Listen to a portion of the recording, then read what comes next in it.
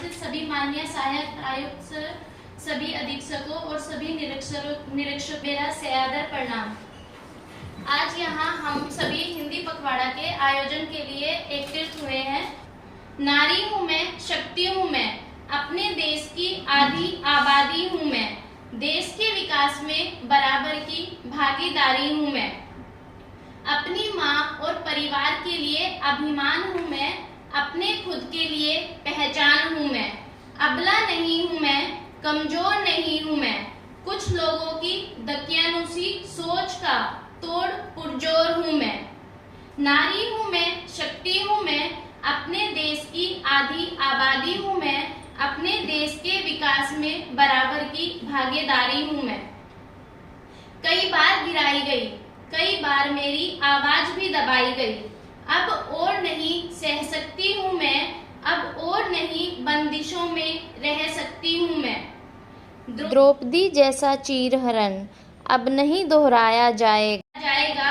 अब मैं इतनी कमजोर नहीं, जुए में लगाने के लिए कोई चीज नहीं। नारी हूँ मैं, शक्ति हूँ मैं, अपने देश की आधी आबादी हूँ मैं, देश के विकास में बराबर की भागीदारी हूँ मैं। अब मैं आगे बढ़ना चाहती हूँ, झांसी की रानी जैसा बनना चाहती हूँ। अब कोई नीच नजर से देखे मुझको तो दुर्गा और काली का रूप बनना चाहती हूँ। चाह नहीं है एक अलग पहचान की, चाह नहीं है एक अलग पहचान की, इसी को महान बनाऊंगी, नारी हूँ नारी कहलाऊंगी।